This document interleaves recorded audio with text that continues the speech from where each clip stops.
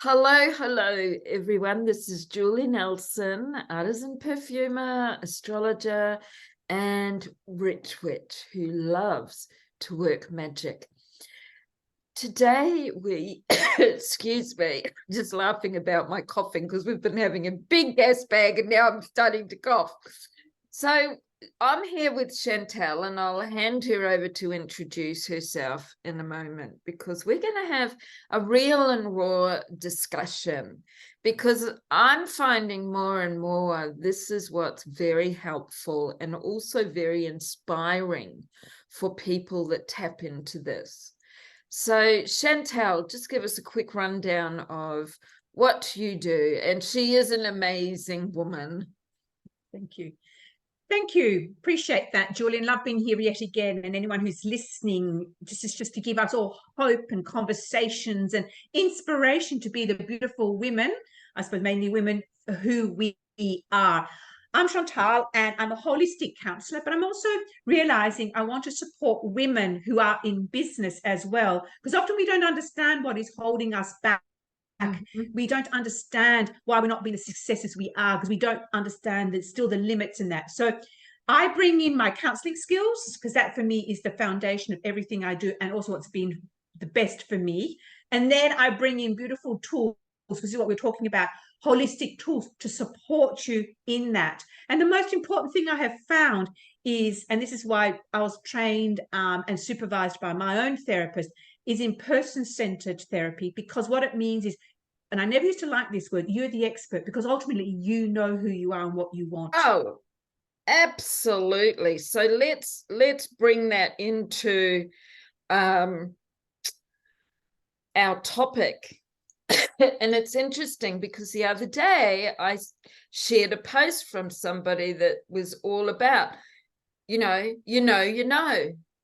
and you know that you know that you know, and it's about acknowledging that and tapping into it. So today we're going to talk about who we are, finding ourselves, and how did we get to the amazing people that we are today. And in saying that, this has been a journey and a half to be able to, for me, call myself a fucking awesome warrior woman. I am amazing. I'm compassionate. I love myself. And I'm in my 60s, whereas we were talking about in my 20s or my late teens, it was tough, especially my late teens. Life was tough. So many things happened. I was sexually abused, all kinds of things. I don't need to go into all of that. But the thing is that I remember somebody saying it was first like, you've got to love yourself. Well, I didn't know how the fuck to do that. And you'll find yourself. And I'm going, what the fuck does that mean? What does finding yourself mean? I'm a teenager, for God's sake. I didn't understand that.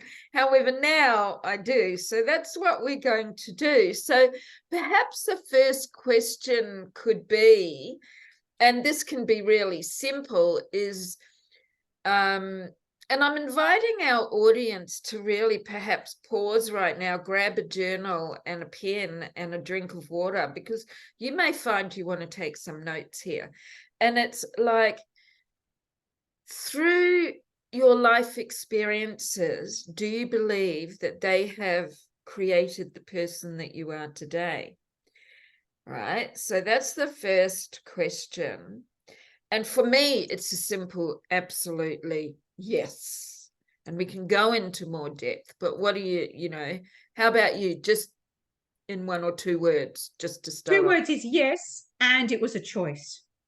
Well, that's what I'm coming to. Yes, absolutely. Because we always have choice, because we know some people will stay stuck. I'm not going to use the word victim because I think that can be a little bit harsh, but they can stay stuck because they don't have the tools, they don't have the understanding, they don't have the support, and support is important. So perhaps unconsciously they're choosing to stay where they are simply because they don't know how to move forward. So I can see you've got something to Look, say on that. yes, yes, this is this. Look, I agree with you, because when I look back and having now just starting to write my memoir, because I couldn't understand why I'd done quite a lot of therapy. My father's now had a drink problem, so yes, I used the alcoholism, Yes. and I had been to Al-Anon, AA, not AA, so I'd learned about AA, and I also been to ACA, which is Adult Children Alcoholics. So I'd done all that, and I'd done some therapy, grief work.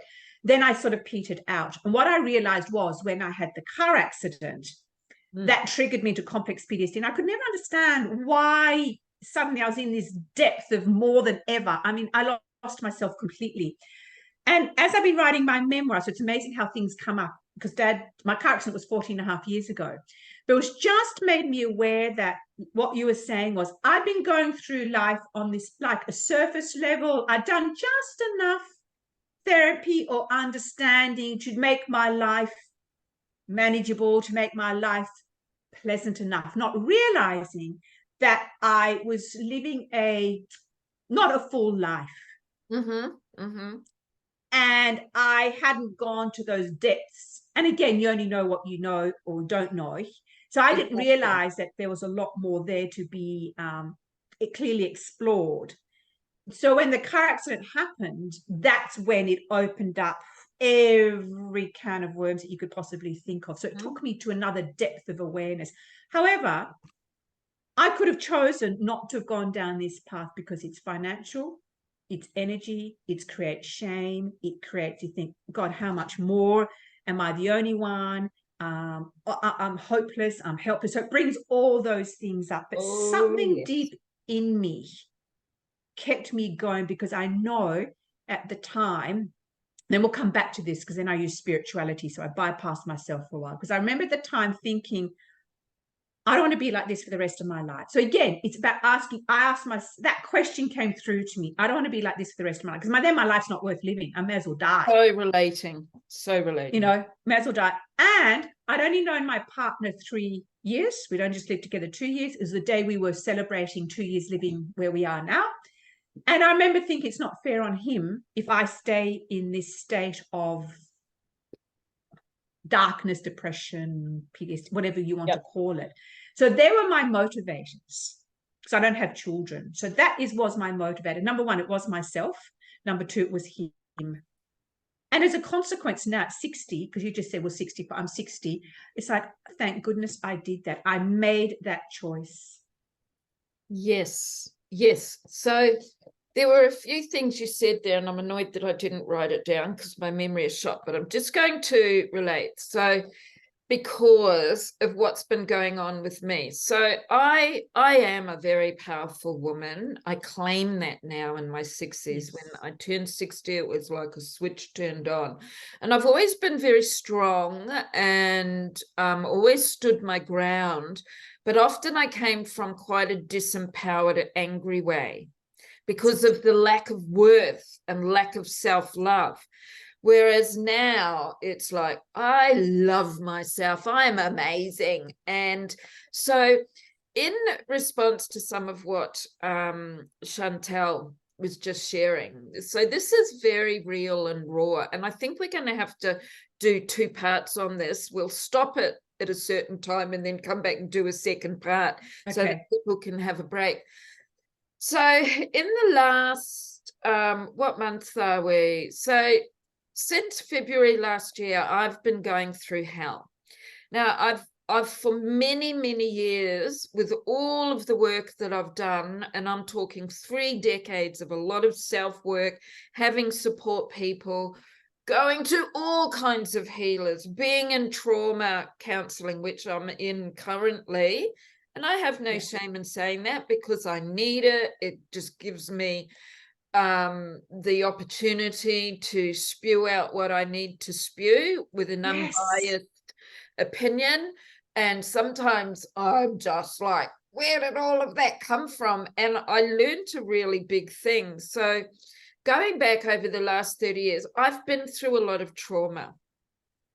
And these are stories that many people that know me have heard before, and we don't have time to go into it, but as a woman, so I with all the work I've done, it was very easy for me. If I went down, I could pick myself back up just like that. So I went from in fits of depression to, when I was younger, that could last months, even a year. And it was like, what's the matter with me, And I'm talking about a teenage girl, and even in my early 20s. And I didn't understand.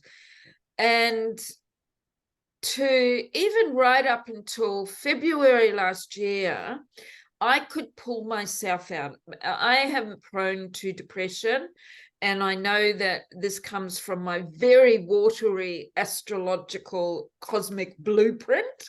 It's written there, and I haven't claimed that because I know astrology. Astrology has helped me to see that and given me answers, because it's phenomenal. And so I could go in and feel something would happen and trigger me, and I'd just go down for an hour or two, and then boom, pull myself out, knew what to do, have all the tools. And then last year I went through the floods in the northern rivers, and for those of you that don't know, it was incredibly devastating, and it's going to take years for the northern rivers to really recover. So I lost my belongings up there, except for some personal stuff in my dining chairs, because I knew, and I only had a ute that I had to get out of the town. And so I had to leave everything on the street because I was in a rental anyway. And then from there, my living situation wasn't the best. I was incredibly grateful for it, but I had no freedom. And freedom is a core value for me. And so for 11 months, I had absolutely no freedom to do my business and how I wanted to run it. And I love my business. I love it so much that it is a part of my lifestyle. Anyway, then I found a place to rent. And of course, with our current global climate, rents are horrendous. And I'm only speaking as a renter. I know there's many other areas. And so it was moving into a place where it basically took all my money. And I've had to go to charities to get food and help, because it's like I'm paying a phenomenal amount of rent. Thank goodness for those charities where you can go to food banks. And some you just pay a lot less money. Sometimes you can get it for free.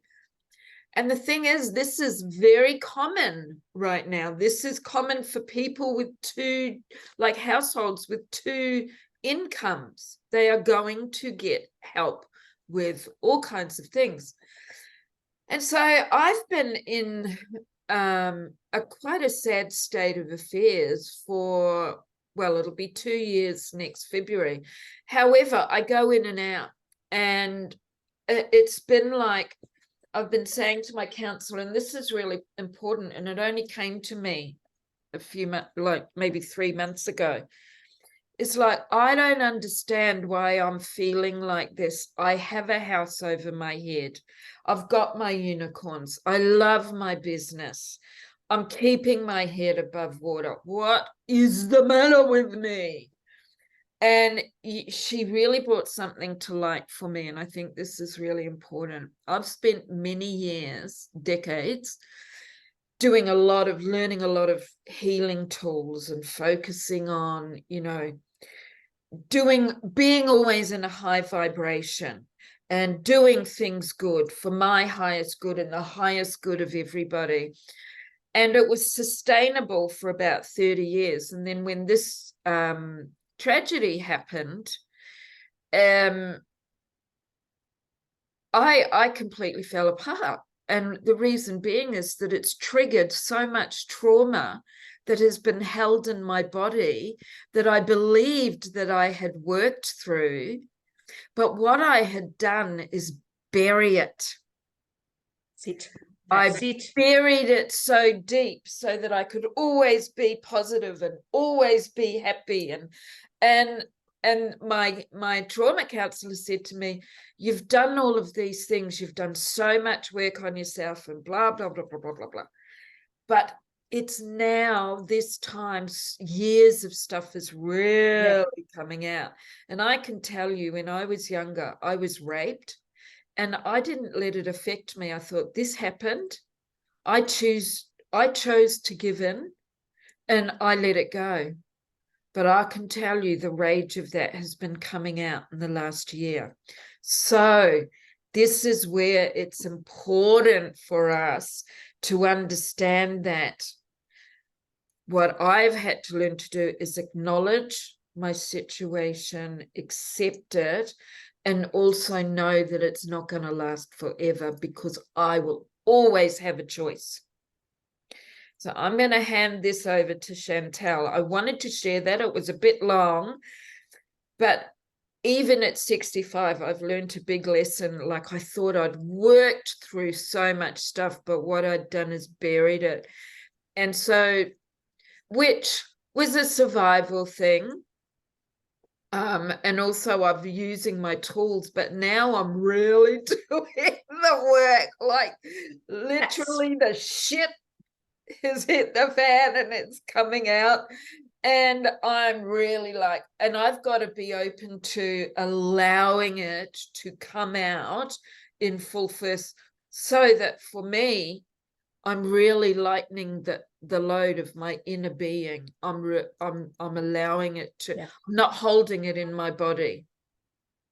Oh my God, I've related to so much of this, because it is I love the way you say we bury things. I had used the word suppress, but I think burying and suppress. So you bury it, but you keep the suppression happening, to keep the lid buried, to keep the lid on. So, because what I'm unpacking now is the tools that I've been using as the healing. And like, you know, I realized I couldn't understand why I was kept spinning wheels. I kept needing what I call the next hit. I kept needing, and you said here too, it keeps you believe you've done the work, and it keeps you on this high vibe. But because the high vibe isn't real, because it isn't in your body, because you haven't worked on yourself, that, as you said, and owned it and taken it in, level. That's exactly right. So you keep looking for the next hit, the next hit. So I'll have the next psychic reading, or I'll have the next Akashic record reading, or I'll have the next card reading. I even read all the cards all myself. And coming back to positive, so there's that terminology now, toxic positivity. Oh, you've got to always feel positive, you know. So yeah, and we don't. No, exactly right. And that's what Don DeMartini says in his work. But also you look at nature, night, day, yin, yang, you know, all those, all that. It's not summer, winter. It isn't. That's because it's how it's meant to be.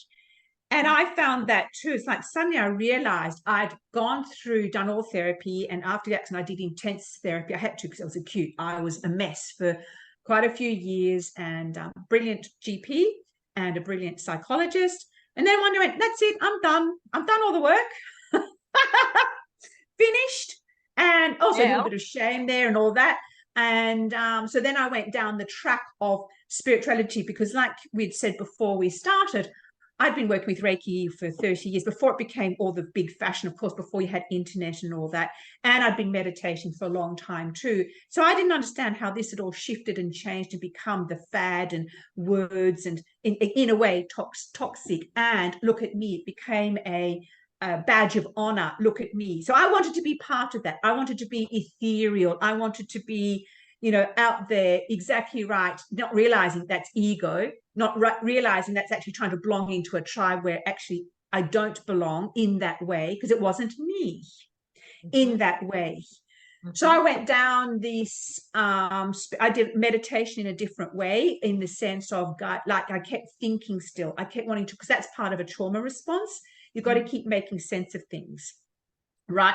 So in a way, it kept me from feeling, because I kept going, have all these amazing ahas and insights and realizations, but then what? It actually didn't do anything, because my body still hadn't. So I had knowledge, what I call knowledge, which is in the head, versus knowing, which is then in my body. So I was skipping this part. this Yes, part. our heart, our gut feelings, our intuition, like Exactly right. we actually know. And when we ignore that, that thing keeps knocking on the door. Exactly Saying, right. hello, hello, Exactly. open up the door. But again, you've got to come to that realization because you don't know what you don't know. So at the moment, I'm unpacking it and a little bit with shame and embarrassment. And oh my God, how did I get caught up in that? Because I've meant to have had all this therapy and I'm meant to be old and I'm meant to be all this stuff. So it's been an interesting time unpacking it and seeing it as I got caught up in that. The word cult is too big, but I got caught up in this energy of what spirituality means and what it looks like. And I Yes, didn't realize it kept me on this yes. higher level, which I thought was so amazing. Oh my God, look at me. I'm on there. And when I used to go up to Bali and you'd have readings done, and they'd often say quite a few times, I'll sew my crown, shuck all the purple and the white. And I used to walk out there going, oh my God, look at me. You know, I'm not in my, not realizing Yep. that was actually only part of me. I wasn't grounded and rooted and here Yes. and really owning my body. And again, I was trusting a tool or people outside of me because Somebody they don't, outside of somebody ourselves else. rather That's than right. within. And, I have worked for years on retraining the brain, and I've used affirmations. And I will say I still do because they do help create shift for me. A lot of people don't like them, they don't use them, but the reason they don't work for them generally is because they're not consistent. It's something you have to be consistent with. And personally, they may not every tool is for everybody. Not every tool that we have. Just let me add this, is because with affirmations, I've brought in the power of scent with the aromatherapy oils, which has a direct link to our limbic brain. So I'm working from a physiological aspect because you can say things over and over. I've actually trained myself where I can, and I want to come back before I go too far. But the actual scent anchors things into the brain. It's held in the limbic, and then the amygdala chooses what it's going to remember and what it's not. And the hypothalamus is like the control center of digestive activity, feelings such as sexual feelings or anger, hormone production and release, digestive activity, body temperature. So we're working from the inside out. We're not relying on this, which is what we were talking about.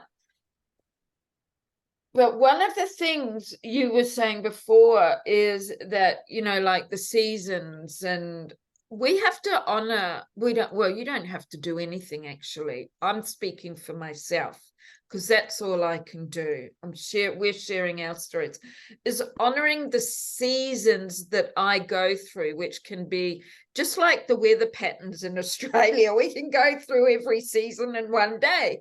So too can I go through every season in one day.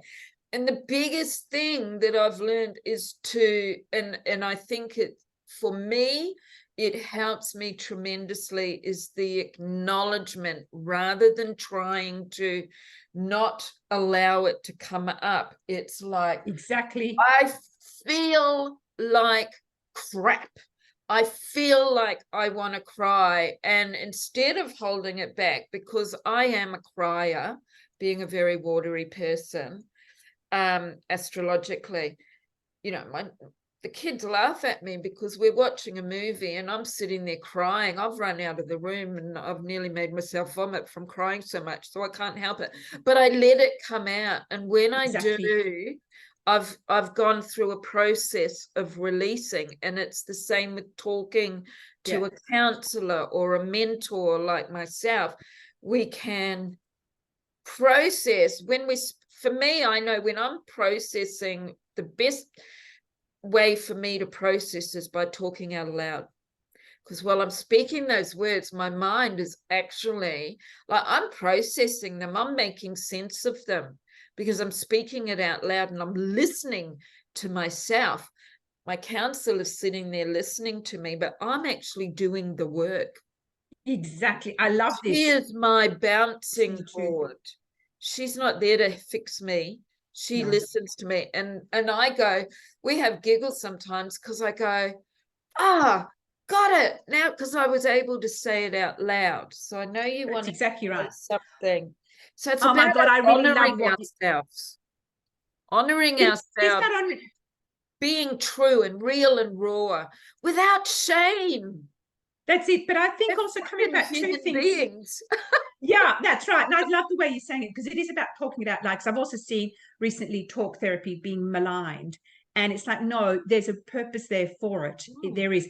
But I think, and I love the way, like you said here, but I think also what I'm adding to it, so acknowledge how you feel, accept it, but then it's also, as you said, allowing yourself to be able to feel it. Because if you don't feel it in your body, it's like, how do you release it? You've got to, I know for me, I need to feel it to understand. Where does that anger come? Where does it lie? So when it does come back again, it's like, ah, there it is. That's it. And what happens when we don't allow it to release? Exactly. We get Exactly. physically sick, Sick. But because also, I think we our can also get body is not can't what's the word? It can't I can't think of the word. It's all right. We'll carry on. You're carrying. And I think also, but I've realized is not only does my body get sick, but spiritually I'm actually toxic too. So I think it's a Yes. whole lot here. We But then carry coming back that to energy. we Can I carry the just energy. say this before I forget? Hold that thought. We said this before. So healing doesn't come from externally. So for people like Chantal and I and all the other people that, do healing, and I cannot stress this enough. If you're going to go to somebody for some healing or support, one, go to somebody that has had a lot of experience and is qualified, and two, know that they're not actually going to be the one that heals you. The healing comes from you. Yes. You are your healer. We are facilitators that can guide you. We can hold a container for you, and we can give you the tools to use. And this is where the choice comes in and the action taking. And I think so. And I think the other thing, I'm glad you brought that up, because the other thing I thought was I became blurred. I thought the spiritual healing was healing me. So we can get blurred in that. We're thinking we're doing the work, but actually we're not. Because like you said, I had to have my own, again, mini breakdown to realize that when this counselor said to me, when I went back and she said to me, stop being in your records, stop the way you're meditating, stop everything. I was like, how dare you say that to me? Exactly. How dare you? Because that had become my opus operandi. That had become my badge of honor. That become my identity. Your belief system, your my belief system, your everything. ethics. Exactly. And suddenly here they were saying to me, forget it all. Like, what the fuck do you mean forget it all? I've been putting all my time into this. And money. Exactly right. And money. And then it was like, how could I have got it so wrong? So again, it triggered me into it. So it's been interesting. So I've been unpacking that into looking at. So now for me, I'm going back to spirituality like I used to have it. It's part of me. It's a tool. It's part of me, but I don't rely on it externally to give me what I need. It's just part of me. I use it in a whole different way. And that's the subtlety of difference. I no longer run to it. I no longer sit, because they often say, now I've been also watching people go into your records, ask your guides, ask to give you the answers to what you need to do. And I'm going to say the word, I bought into it. Exactly. We now, this are is the going to come ones back. that have the answers, nobody else. Exactly right. And I'm going to bring this back to the affirmations. I have a slightly different take on that. For me, why the affirmations didn't work was because they weren't mine. I was listening to other people's affirmations. Oh, you create your own. Say this. Yeah, so that's right. So when I finally came out of that, because I could never understand why these affirmations weren't working for me. I'm a money magnet. I am this, I am that. Was because I didn't believe it. I didn't own it. And I think that's the difference. So when you give your wonderful exercise to do this one for 111 times, I found that it changed for me. So I started off with the one that you suggested to get me going, but I found as I went along, it changed. It changes. And then I went up. It Your changes. words will start automatically coming in. Exactly. But we've got to learn to understand, to listen to ourselves, to be able to break that cycle. Because, you know, the old me was, and a little bit triggered when I first did it. I've got to do, as she told me to do this, I've got to do it 111 times. I've got to do this one, and I've got to do that. Because again, it ties into perhaps something from childhood where you obey. School, You school, school. school. School. Or in my case, also my father. So Yeah. school, the church, community, you've got to do it that way, or else it Now won't you work. brought up, Or oh, sorry, we've got so much to say. What we'll do is after this point, we're going to close off, but then we're going to come back and do a part 2. So you brought up a really good point there. And one of the things when I'm in a session with my clients, because I've got a woman that I'm working with, we're working together. And she said to me, Julie, I can't do those affirmations. It reminds me of being at school and I'm told I have to do this. I said, that's fine. Don't do it. Chuck it out the window until you're ready to do it. One of the things I do with my clients when we're creating a personalized mantra, I create a mantra, then, and we could spend a bit of time on this because I want them to go, yes, I really like that. Then what I do is get them to repeat it to me out loud 3 times. When they do that, if they stumble, they have to change it. If it comes out flowing and they think, oh God, that felt good, then it's right. And then sometimes, and this happens to me, as I'm writing, new words just automatically come in. So I allow them. I'm not even thinking about it. I suppose it's an automatic, whereas my intuition, my being is saying, this is a better word. So you allow it. So really, it's a starting point for it. I think it's a starting point.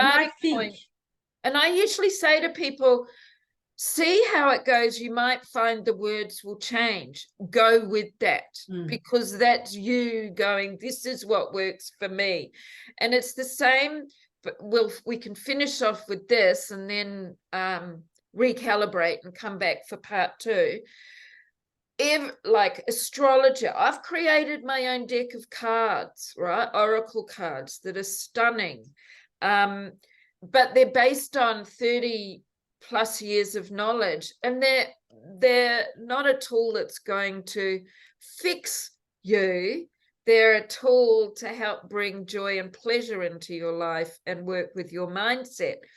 So astrology, tarot, oracle cards, I always say to people, take what works for you and let the rest go. And it's like a roadmap. We still will always have choice. And this is something with astrology. Sorry, I'll let you finish off. People think, oh, I don't believe in astrology, it's bullshit. Well, I'm just going to tell you that it isn't. You can think what you like, but it's a mathematics and it's an energy. And over a century ago, scientists were talking about energy and how real it is. Energy becomes matter. It can be measured in a room. And that's why transits are really important. And some people that don't relate to their astrology chart, for example, are not living in it. They're denying. Yes, that's right. That's a whole nother topic again. That's a whole nother topic because I can see you getting beautifully lost in that. But before we finish, I'm reining myself in. Yes, you are, and I can see you disappearing down that lovely rabbit hole. 2 things. It is a starting point because I know for me, when I lost my sense of self, even that's from childhood, I didn't know where to start. So like you said, who are you? You don't know. Well, how do you know? You need a starting point. So that's what I love. It's like you do need initially someone to perhaps show you and guide you, but it's then realizing that not to rely on that. And that's where I did go for a while, number one. And then when I spoke again, I'm going to bring up that I did speak to recently I said to my psychologist again, because you learn this in the program, take what you want, leave the rest. And she said to me, which was really valid, but if you don't know what you want, how can you do that? I went, oh, what amazing point. Because when you don't know who you are, what you want, you're not led to believe that. I didn't know what to take and what I didn't know what to take. So again, coming back to this spirit track, even with coaches, business coaches, I didn't get that. I actually didn't want what they mostly gave me, or I didn't know how to discriminate, to take what I want, own it, and leave the rest as theirs. That's the difference. It was so powerful. Yes. That point, you know. So there is a starting point, but where does it begin and end in a way, you know? And on an end note for that, we'll take a break, but I'm just going to say this is where trusting ourselves That's right. comes Yes. into it, and tapping into you. And we can talk about that in part 2. So, which will happen straight away, but I think it's a good idea to give you some time to have a thought and maybe do some writing and recalibrate yourself, and feel free to comment. And if you feel triggered, that's okay, because when we're triggered is when we're able to, that's our body and our mind and our whole being saying, we need to look at this. We need to work through this so that we can move to our next evolution of being. On that note, we will say goodbye, and it's wonderful being here, and we'll see you soon.